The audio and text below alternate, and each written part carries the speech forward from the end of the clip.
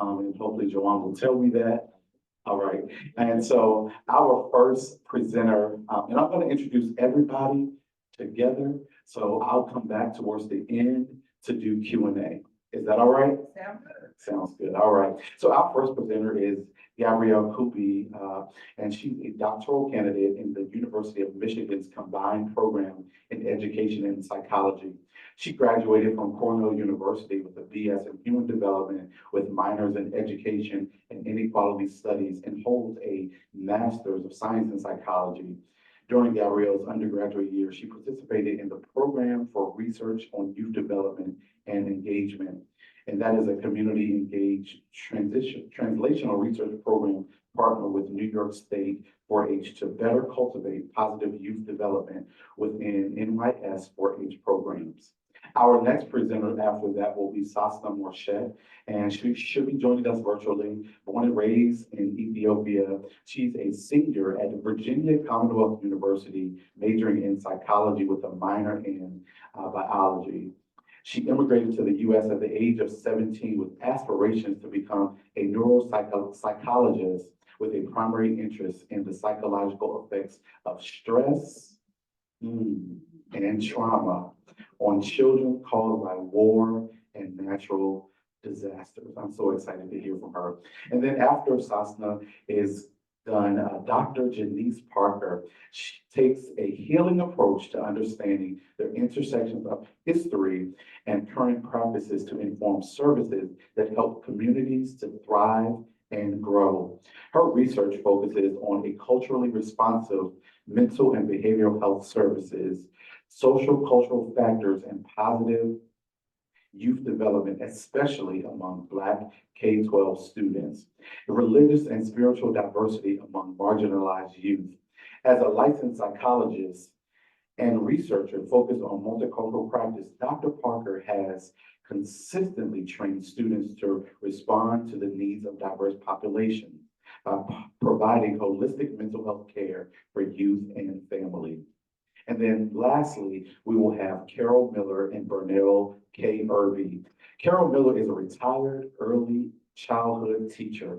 She is her family's historian, and as a witness to her brother's journey with Kendall School, she has maintained the papers, letters, and pictures that tell his story. She is a return presenter to the Lemon Symposium. And Burnell K. Irby has been a history teacher for the past 35 years. He's an avid community and family researcher. He can be found frequently in the NARA or traveling to locate information. Burnell is the organizer of his great-grandmother's Magruder Papers. He has also presented on several occasions at the Lemon Symposium. So give your attention to these presenters, and so we'll start with Gabrielle Kubi.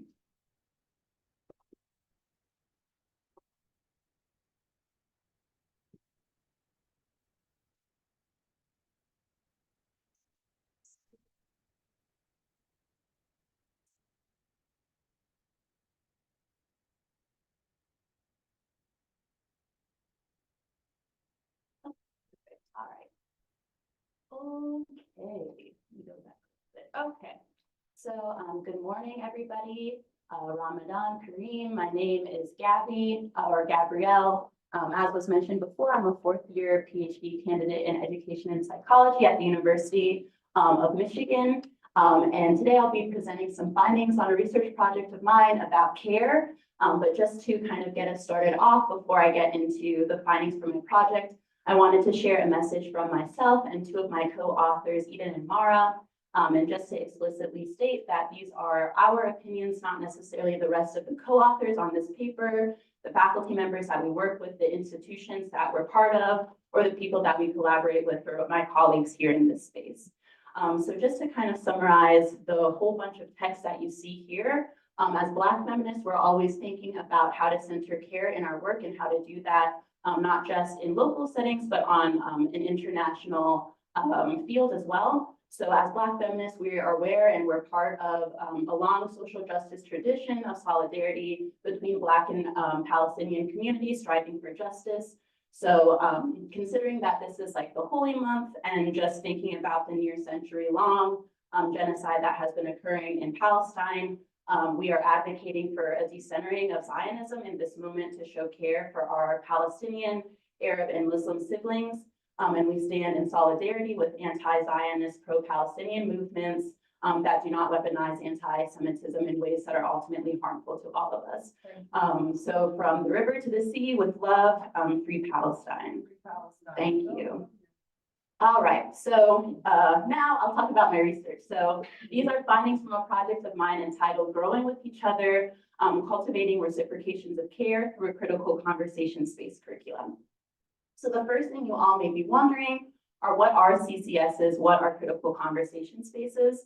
And these are affinity groups that are facilitated by and for Black girls with scaffolding from Black women educators. And they achieve this affinity status through centering familial bonds with people that you may not necessarily be related to biologically.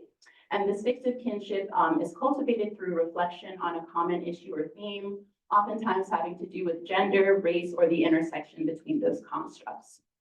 So just from that description, we can kind of see how critical conversation spaces have a clear developmental and socio-political value, but a major issue that stands in the way of embedding these programs within the normal school day in K through 12 settings is school misogynoir.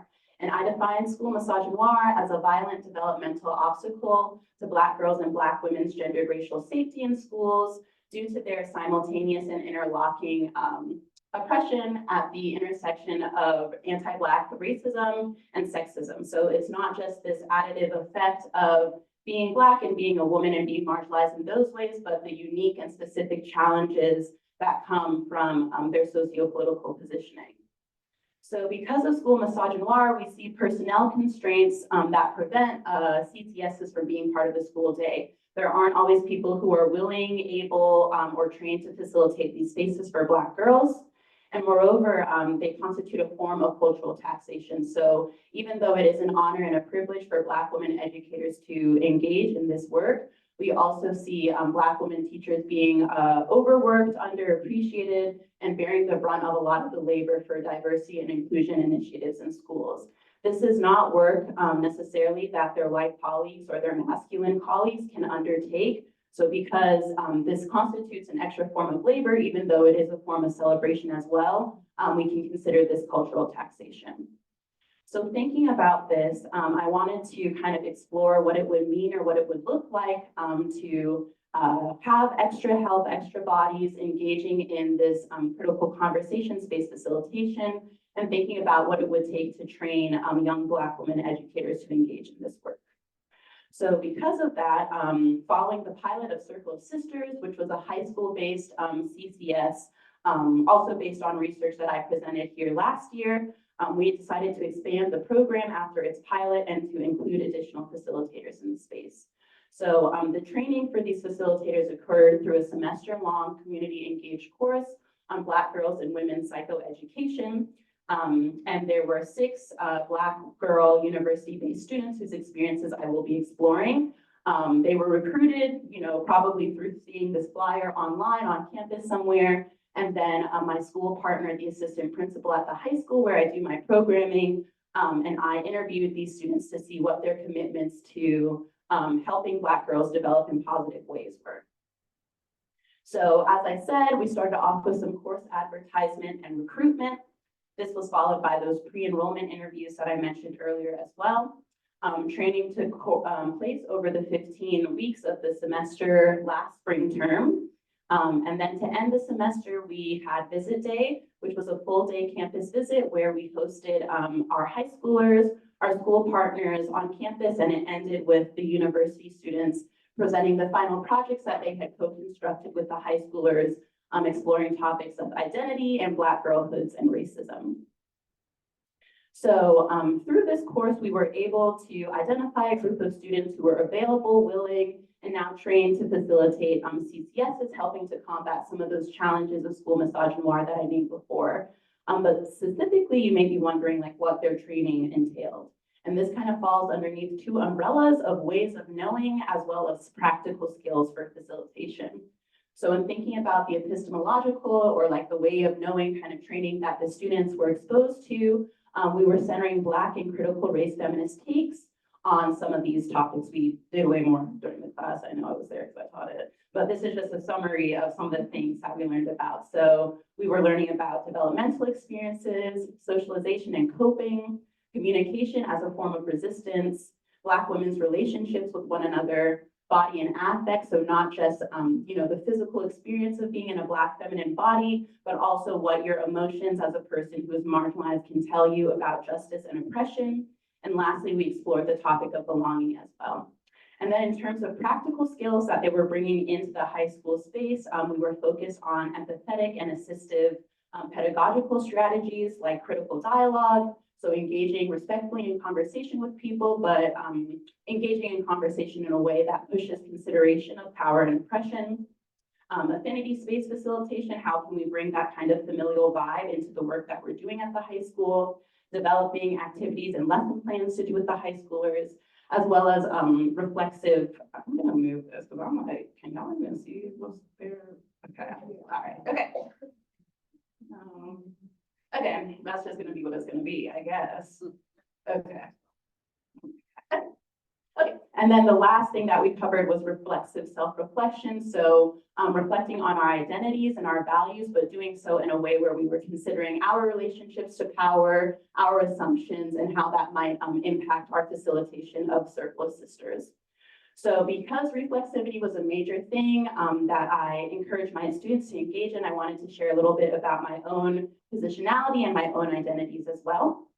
And so the main thing that I'd like to discuss with you all is this phenomenon of near-peer gendered racial socialization. So when we think about the messages that Black girls receive about what it means to be Black girls or Black women, a lot of the time we consider the influence of like what their families are telling them, what they're learning about in school, what they're seeing in the media, but we don't always think about how their identities and their self-definitions are being formed by their peers, by their friends, by their siblings, people who are close in age to them. So when I think about my experiences kind of defining my Black girlhood, they fall along this continuum of cool baby sister student and cool big sister teacher, which is not to say that I don't learn from my students now, but you'll see kind of why I'm using this language. So as you can see from this image, I have been engaged in scholarship and writing for an incredibly long time. This is a picture of me when I was younger working at probably our like 1998 computers, probably older than I am. My parents can verify that, I don't know. But story building, world building, narrative construction was like a major part of my Black girlhood alongside with my sisters. Just writing stories, coming up with different like plays and things, reading big books and stuff like that. So we were engaging in this kind of narrative construction despite these stereotypes about Black girls that school misogynoir cast, that they're anti-intellectual, they're not interested in learning, they're not capable of creating knowledge that's worth accumulating. But even so, like my oldest sister is 11 years older than me and my middle sister is 6 years older than me. So we were never really members of the same developmental cohort. So even though for a long time I was only on the receiving end of their mentorship, I always kind of wanted to have opportunities to pour into younger people in the ways that my sisters poured into me. So that's where we see this transition to big sister teacher, because when I taught this class, I was 24 years old. All of my students were 18 to 24 years of age as well. So we were members of the same age cohort, which lent me peer level insights into their Black girlhoods and which allowed them to kind of help guide me through my own identity development as well. So I do all of this work in the interest of supporting my university-based Black girl students in developing and documenting the ways that they're growing as people, as scholars, as educators. So to share a bit of what I found during that documentation, I'll get into the findings from my project. So the research question that guided my work was how and what do these university-based Black girls learn about care through facilitating a critical conversation space curriculum? And I developed 3 themes in response to this research question. The first of those was content of care, followed by vibe, and lastly, the things that they were learning about care through reflecting on misogynoir. But for the sake of time today, I'm just going to focus on the content and the learning themes because those are the 2 that most specifically attend to my research question. So for this first theme, content of care, we're seeing the specific lessons and takeaways that my students were able to have based on their time facilitating Circle of Sisters.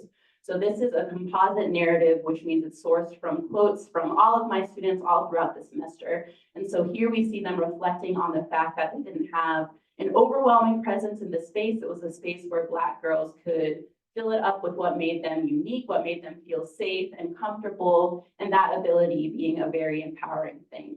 So from this, we can learn that my students were understanding care as something that is all-encompassing. So when we trust and respect and support the young people that we're working with enough to allow them to fill a space with their essence, not to come in with our own preconceptions of what they may need or what they may know, we get to shift the culture in these white supremacist schools that our young people are coming in age of, or in, I should say.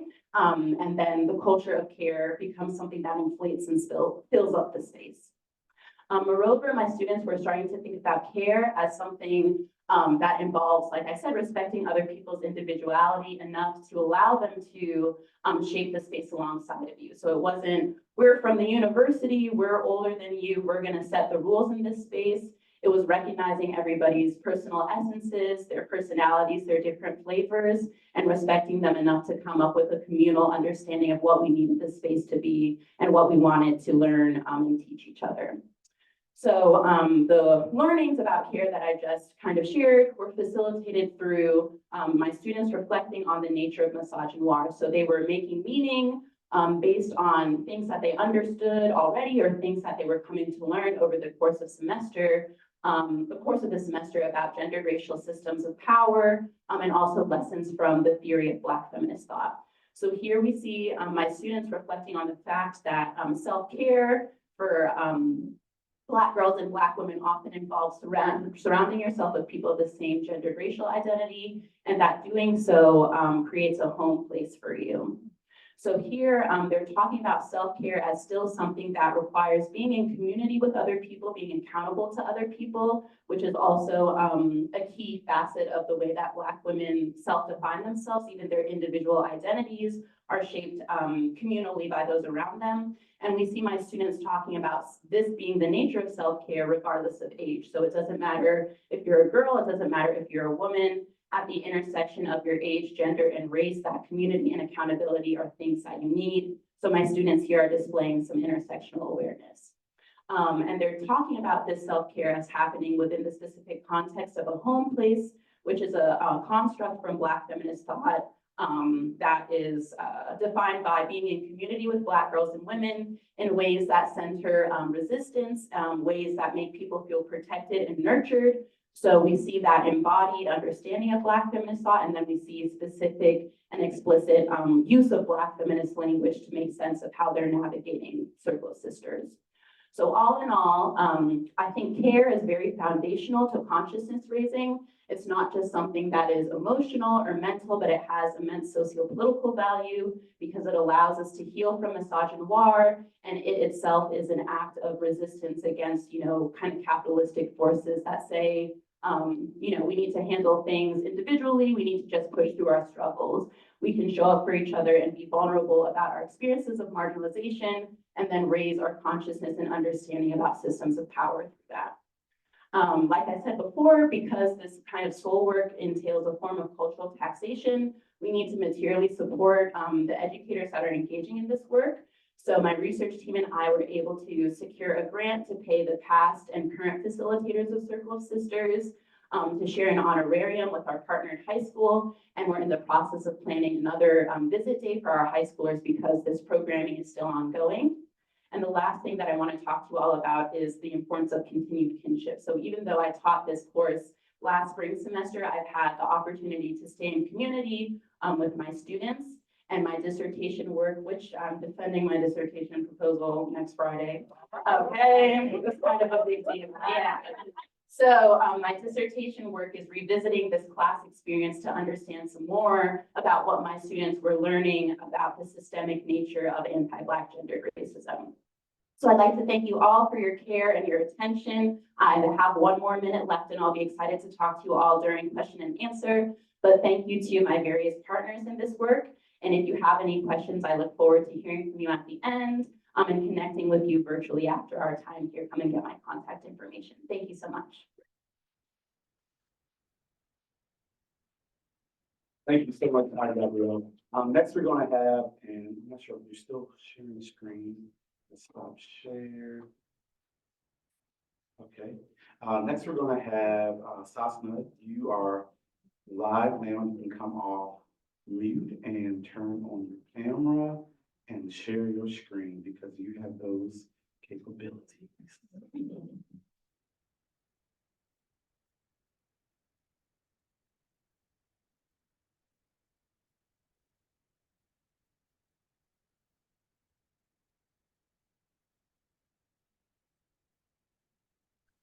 Can everybody see my screen? Yes, we can hear you. Okay, thank you.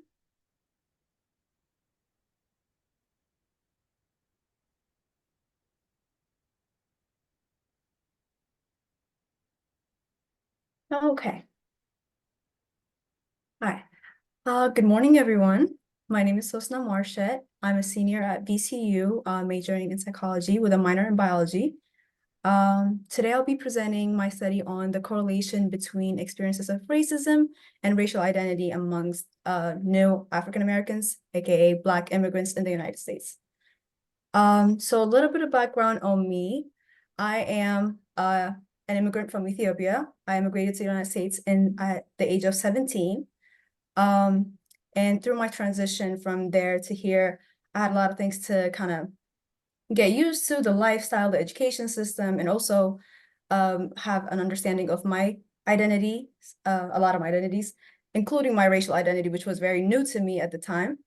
Back in Africa, like everybody's Black. So I didn't know that I was Black and everything. So my racial experiences and my relationship with my racial identity was very different from my peers. And so when I transitioned into psychology, I wanted to explore that more and see if my experiences may be related to others like me. And so this study explores that relationship. So African and Caribbean immigration to the United States has significantly increased throughout the 20th century and nearly doubled since 1980s. This voluntary migration is very different from the transatlantic slave trade, which makes it very difficult to say that all African Americans have the same cultural knowledge, memories, and heritage that makes up their racial identity. When Africans immigrate to the United States, they already have their own diverse cultural backgrounds and identities that shapes their relationship with their racial identity. So upon arriving to the US, they face a lot of isolation and loneliness, and also they have to navigate this complex understanding of their new racial identity. This is not only true to first generation immigrants, but also to second generation immigrants. Second generation meaning people who were raised by first generation, but were also born in the United States, where they feel disconnected from both their ancestral home and also their current home in the United States. So the question that this study is trying to answer is, or trying to explore, is how experiences of racism amongst a lot of things that African Americans experience in the United States, how racism affects the identity of Black immigrants, of racial identity of Black immigrants. So to study this, we utilize the multidimensional inventory of Black identity. This tool has 3 dimensions. It has centrality, regard, and ideology. So centrality or race centrality is how significant is being Black, or how important is being Black in their self-image. Racial regard is how do I feel about being Black? And this has 2 branches, which is private and public. Private racial regard is how positively do I view being Black? And public racial regard is how positively do I think other people see or feel about Black people. For racial identity, for racial ideology, we have 4 types. This is exploring how the ideologies of how Black people should engage in society. So we have different ideologies or thinking of how Black people should be moving around or engaged in society. And this has 4 types. I know this is a lot of information, but I hope you're keeping up with me. So there's nationalist ideology, which is the belief that Black people should have Black first mentality. It describes your loyalty and devotion to your race, whether it be by supporting Black businesses or supporting your coworkers of the same race, just the devotion to your own race initially. Assimilation is the belief that Black people should assimilate to the broader society, or the idea that they have to affirm to the majority or the dominant culture, which in the United States would be the white culture. Oppressed minority is the belief that Black people should align themselves with minority communities because we have similarities with either minorities. And then lastly, we have humanist ideologies, which is the idea that Black people should see themselves as one human race, that racial identity really doesn't play a big part in their experiences. It's just we're all human beings. So some of the statements in this IBI included, I feel good about Black people. And there's a scale from 1 to 7 and how you feel about that. Other ones, being Black, being an individual is more important than identifying oneself as Black. How much do you agree on that? And so on and so forth. So in addition to that, we also assessed experiences of racism using the racism and life experiences scale, which included questions like how much time do you spend thinking about racism? How much do you think racism affects other people's lives? And so on. So for this study, we involved 121 participants, ages 18 to 51. 35 of them were first-generation immigrants, and 86 of them were second-generation Black immigrants from Caribbean and African countries. The study took over 1 year, and it was a survey.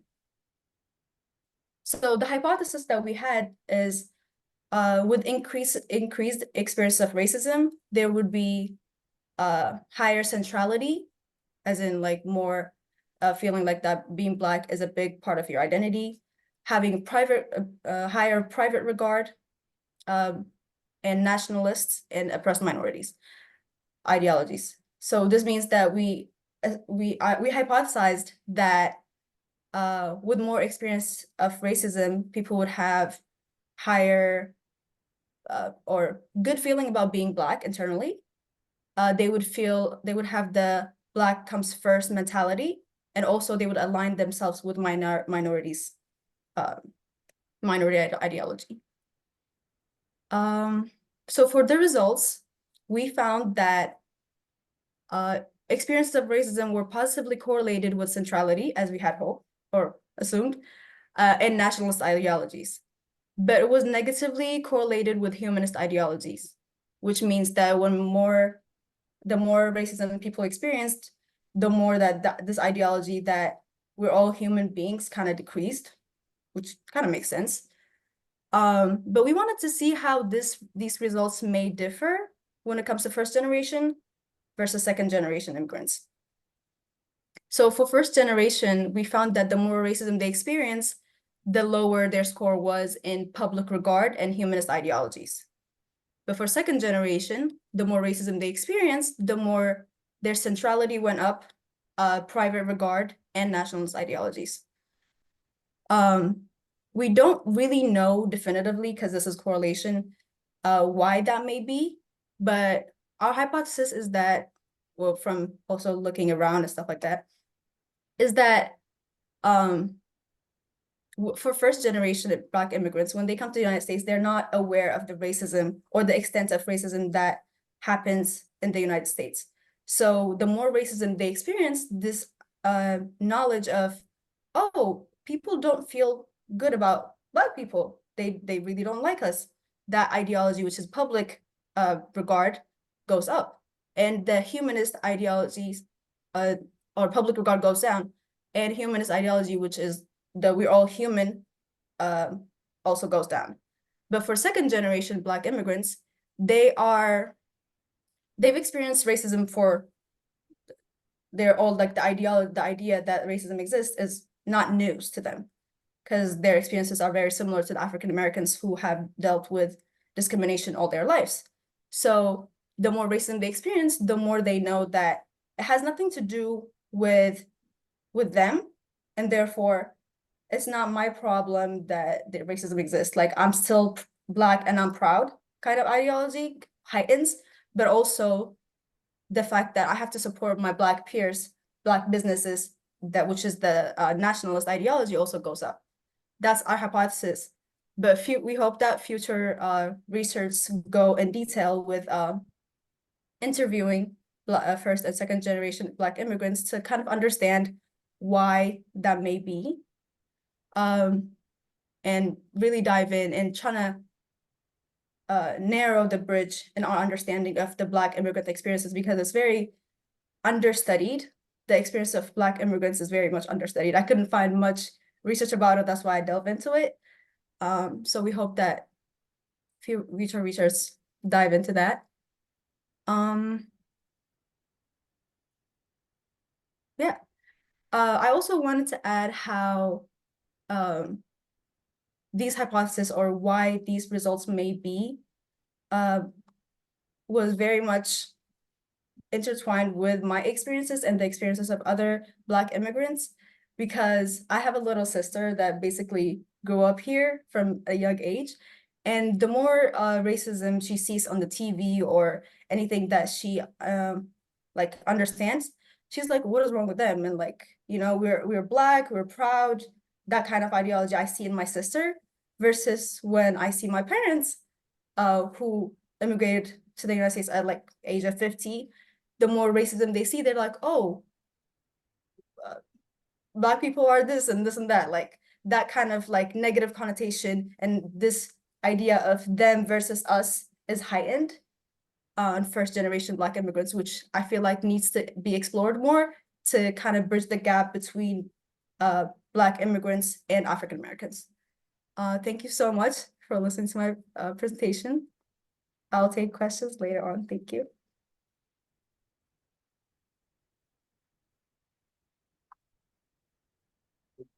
Thank you so much, Sasna, for that presentation. Next, we're going to have Dr. Janice Parker, and I'm going to try to help you share your screen.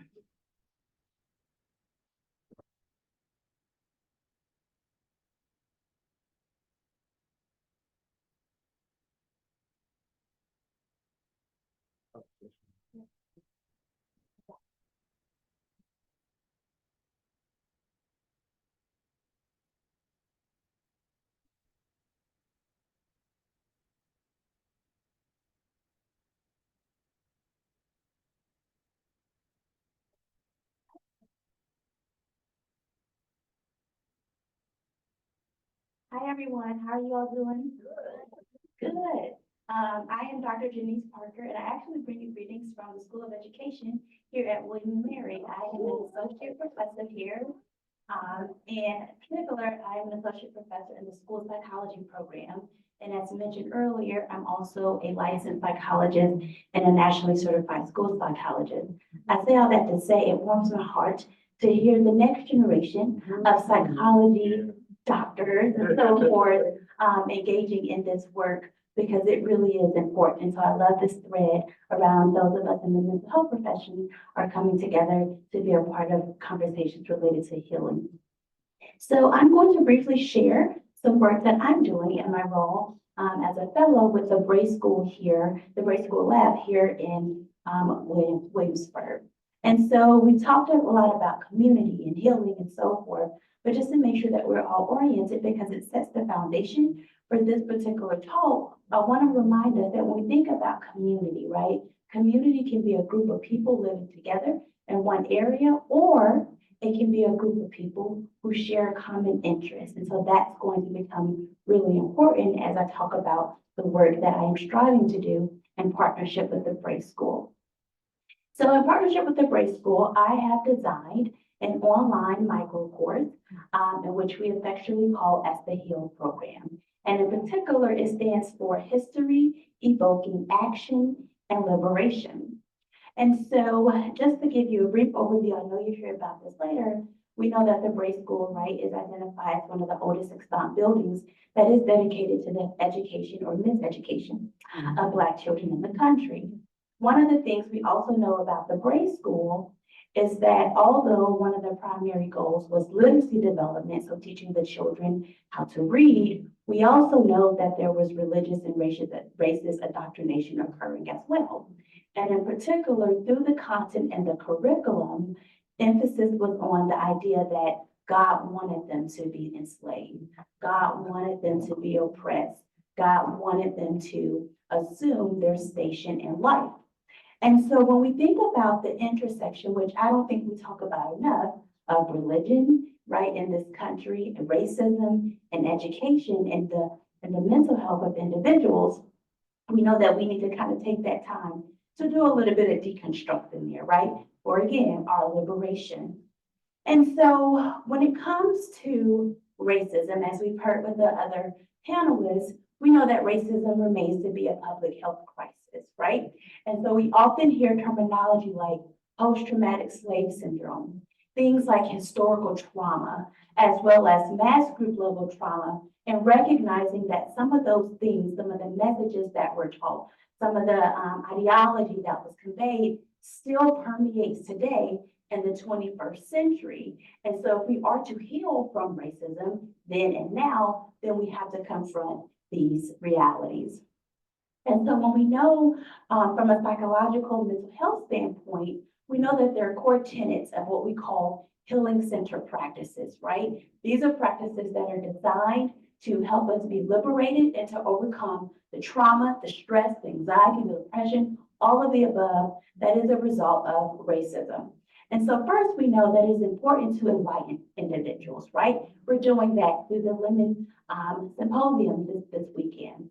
And in particular, we do that by first recognizing the historical nature of oppression, but also to make sure that we are identifying the wisdom of our ancestors, because that is a part of the healing process, right?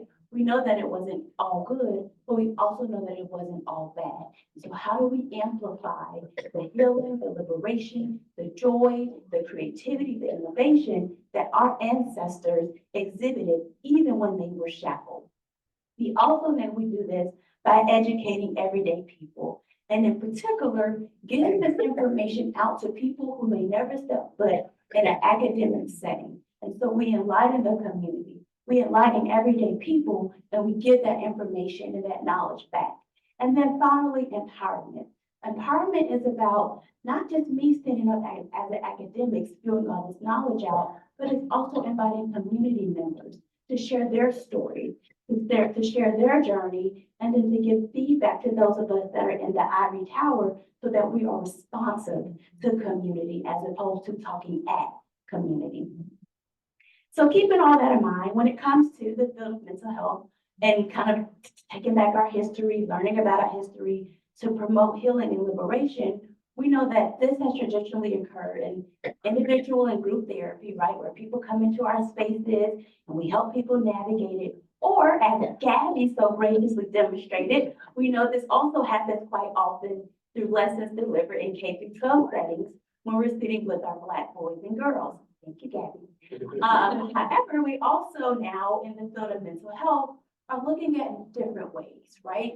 How do we again take this back to adults who will be kind of responsible in the communities to rally these kids together? So we can do that through public health programming, but we can also think about the 21st century use of technology, right? So one of the things that COVID taught us is how we can use a virtual space to get information out, to be in community together, and to learn from one another, and then ultimately to involve and connect the community. And so overall, I'm going to skip this particular slide, but overall, the course that I developed, it includes 6 modules that are designed to, again, bring in lessons that we've learned from the Bray School, and in particular, the textbooks, the oppressive-based textbooks that were used to teach the children, and to bring that to the 21st century, recognizing that some of the same messaging that was used then continues to permeate in our school settings and other settings that our kids are embedded in. And so the first module is all about just why this course or what I'm doing now, why healing and reconciliation.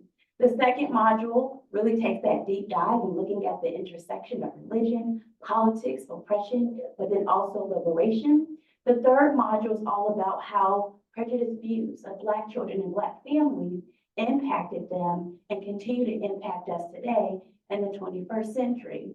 Module 4 really talks about the mental health piece of enslaved people, but then also, again, recognizing the ongoing trauma. How do we promote mental health, mental well-being, normalizing therapy, normalizing these conversations in these spaces? And then finally, the last two really dives into what are we doing in education today, right? So for example, we know that a lot of the content that the kids in the grade school were exposed to was very deliberate and intentional and oppressive. When we look at everything that's happening today, right? Textbook wars, controlling what our kids can be exposed to, is the same tactics they used during slavery, right? And so that's what we highlight in this course, to really raise that consciousness that the same tactics that they used in slavery, they're using today. And when I always present this course, always tell people that should give us all chills. And if we're afraid to speak up, then we better get a backbone. Because again, they are using the same tactics that they used during slavery.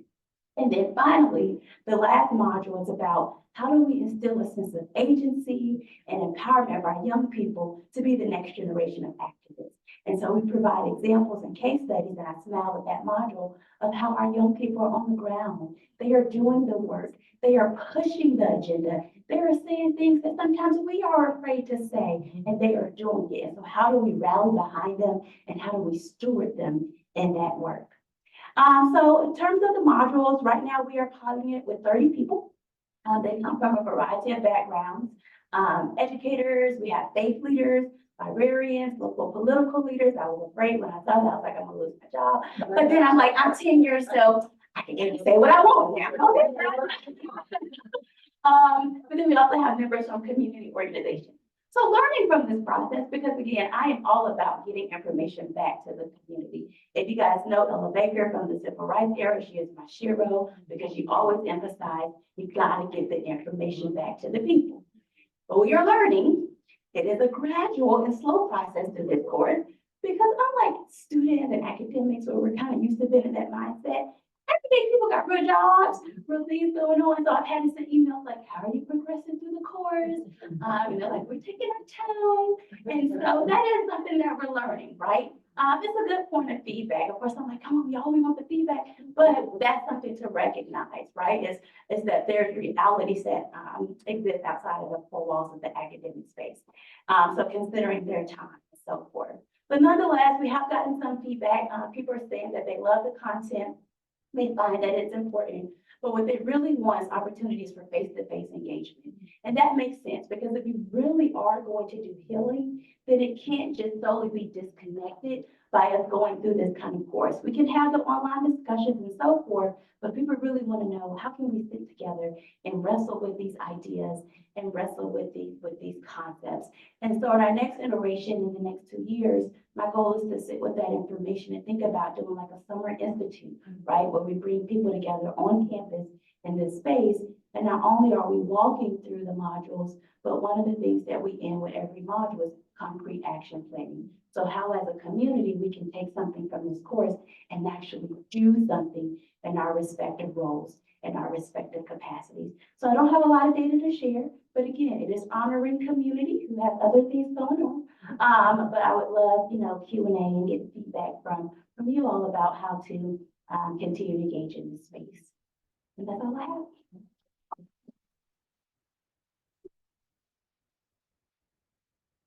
Wow, this is so much great. So I work directly with the administrative team at the high school, and they work directly with me.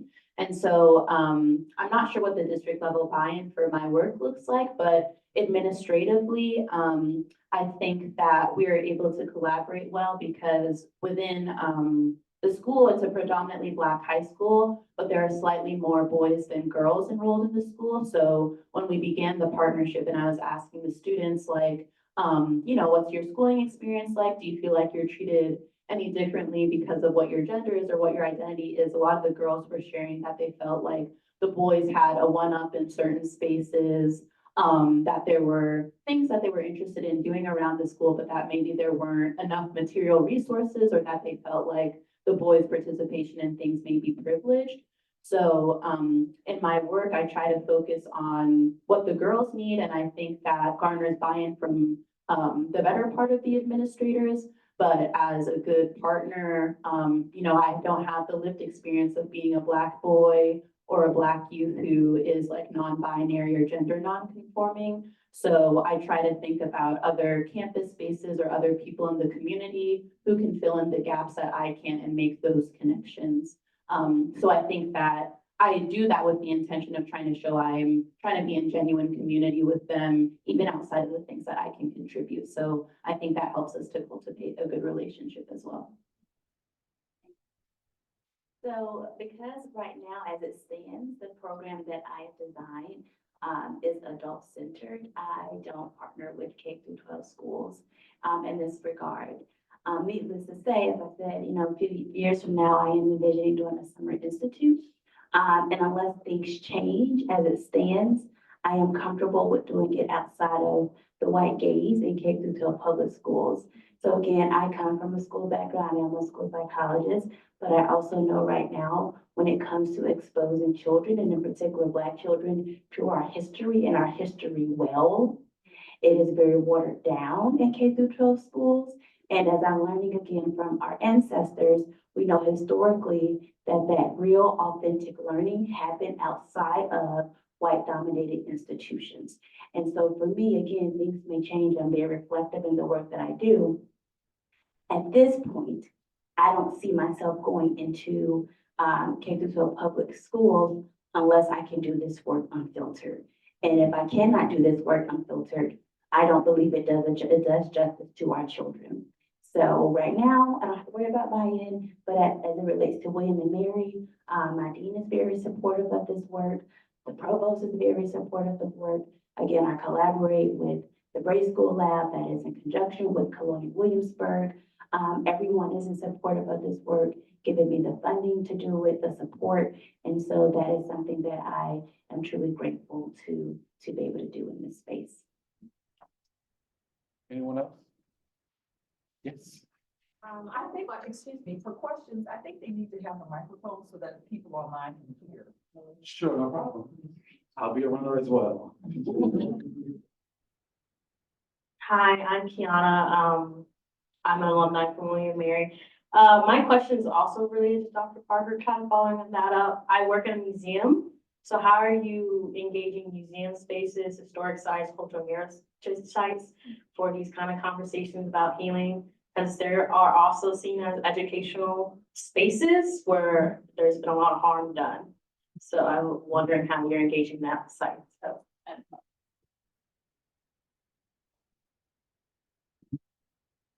That is a very good question, because this is my second year engaged with the Bray School Lab. And so at least as it relates to the work that I'm doing, I have not had extensive conversation with other museums, if you will, but that is definitely something that I do hope over time that this model, if you will be able to kind of demonstrate for other museums to show how we can blend history and mental health instead of viewing these as isolated professions, if you will. So short answer, not having conversations yet, but one thing you'll find about me, I am a dreamer and I'm always thinking about what next. And I think that is a pivotal what next, is how do we bring the worlds of museum, history, education, and psychology, other mental health fields together to do this work in a holistic way. Saw another hand coming to you. Good morning. My name is Celeste Lynn. I'm a corporate executive, scholar practitioner at the dissertation phase, collecting data. So excellent panel discussion. And I forgot to say, I have to acknowledge where we are. So I am the descendant of the Haley family from Magruder, which is my paternal side that I don't know a lot about, although there's been a lot of history documented and written about them. So I'm very happy to be here. And my grandfather was a janitor on the William and Mary campus many years ago. So I acknowledge that. because I'm blessed because of them. So my questions, so my first question is for Sasna. So I have to just say, excellent, excellent presentation. I mean, you sound like you're a doctoral student, let's be honest. So excellent, excellent presentation. And I always love the racial identity development work, and I'm curious how your work, how the scholars that you researched today may have been influenced by the earlier scholars like Bill Cross and Janet Helms. And what do you see are the differences between their work and their early work and the work the theories you've used recently or used today?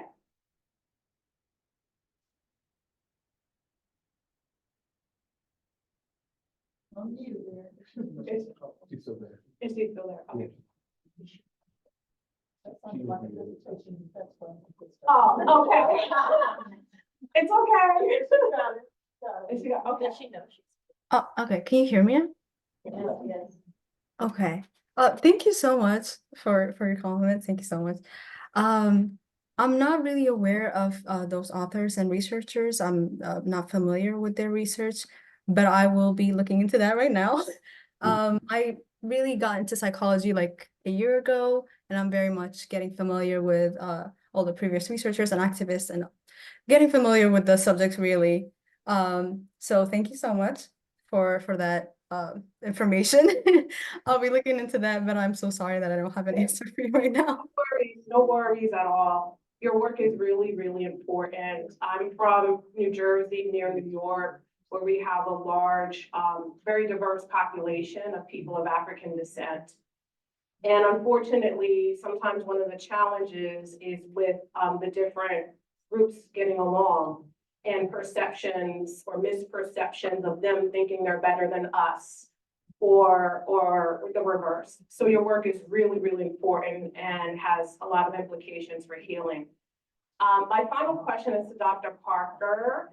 Just curious if you're accepting participants because I would volunteer to be a part of your class. Oh, okay. I'm waiting.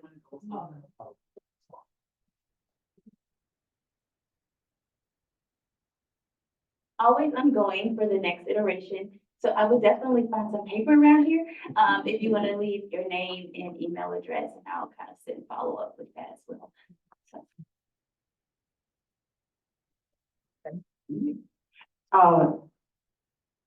Applause to you, Dr. Parker, for earning that tenure so that you could be free and educate us. Making that through that wall of fire. So where do you see this mini course happening? That's my question for you. And I also have a question for Sasna while I have the mic. So I'll start with you, your question first, I'm sorry. So Sasna, did I understand what you said correctly, that it seems like the first generation is more likely to believe like negative stereotypes of African Americans versus the generation who has experienced it for themselves and therefore they identify more as an African American? That is the implication.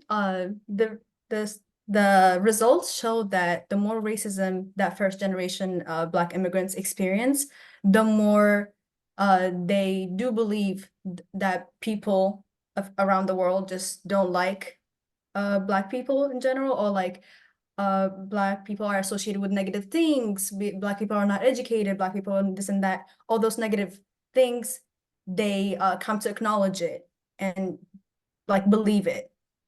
Versus with second generation Black immigrants, we did not see any correlation with the public regard, but we did see with private regard a positive correlation, which is that the more experiences of racism that they have dealt with, the more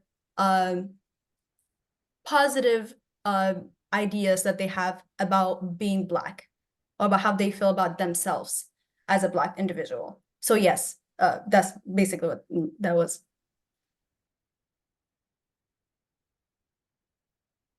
In terms of where I see this course going, as I mentioned before, I would love to do a live version of this course.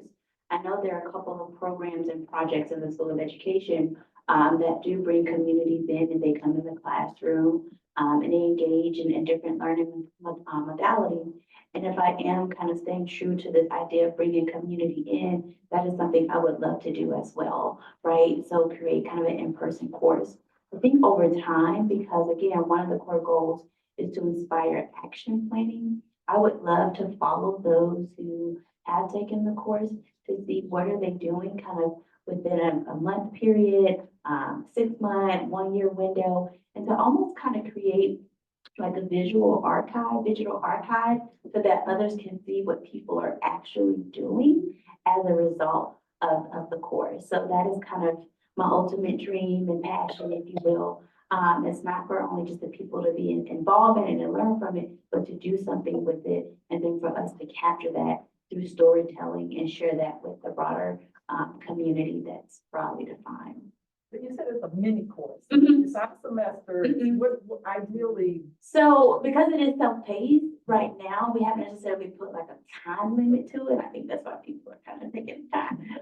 So maybe that's what I need to do is put some more parameters here. But I will say again, those 6 modules, the content, it's no more than an hour worth of content and it's broken down into segments. And so we do that intentionally. So again, if like you're washing the dishes, you can still listen to it, right? You want to take a break and then come back to it.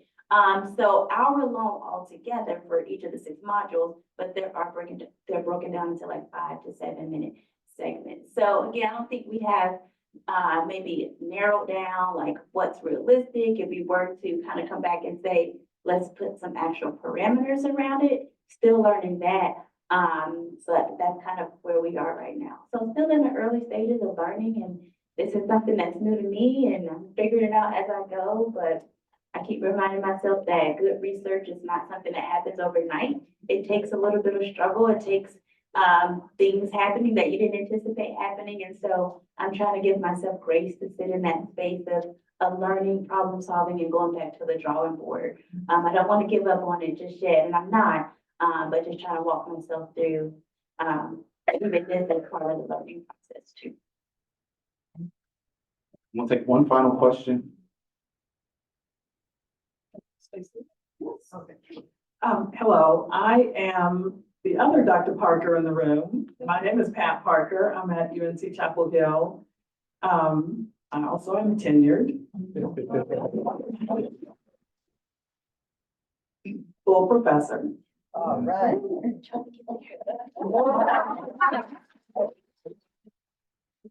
And I hold the Rule W. Tyson Jr. Distinguished Professorship of Humanities at UNC Chapel Hill.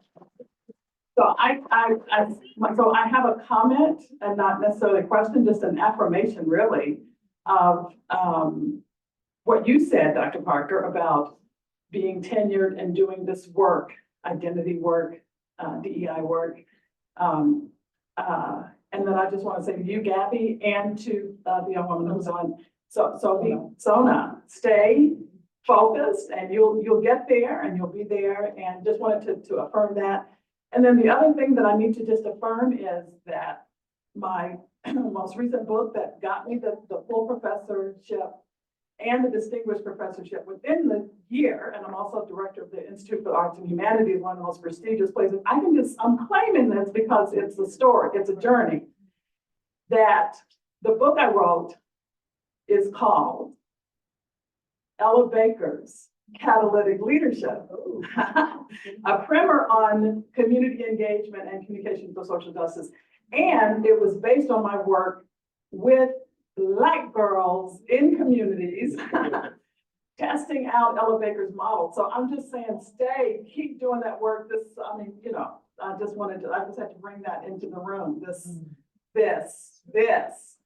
So, yeah. Thank you so much for that. And she has affirmed this space. I want to also affirm this space as well. I will speak blessings over you, Gabby, as you defend your dissertation on next week. We believe that what you will do will change the world. And so before we leave, we want to just give each person the opportunity to share thoughts on today. And we'll start with Sasna, because you are virtual. We want you to just, let us know thoughts about your time here with us today, and then we'll move down the line. Can you hear me? Yeah. Okay. I'm so glad to be a part of this. I was so hyped for this all week long or since I got accepted. So I'm very happy to be a part of this. Thank you so much for your time and your patience with me. And also your feedback. It's been really affirming. And yeah, I want to say thank you so much.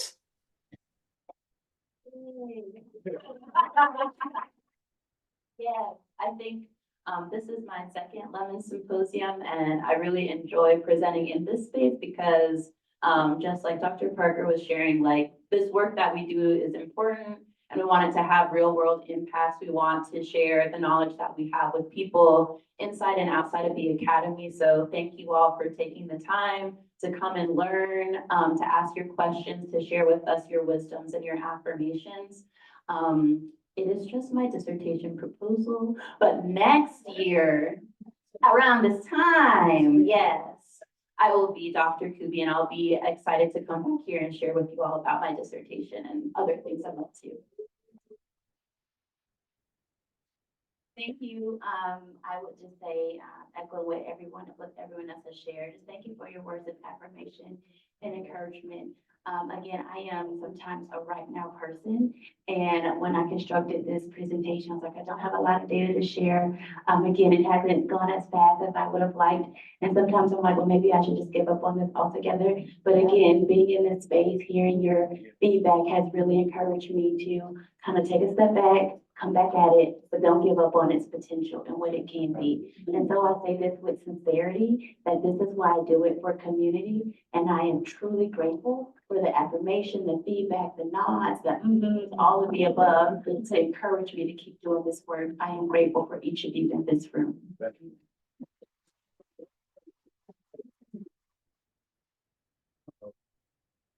July, when my uncle got that diploma, I shared that. I was telling a former student of mine who was a teacher.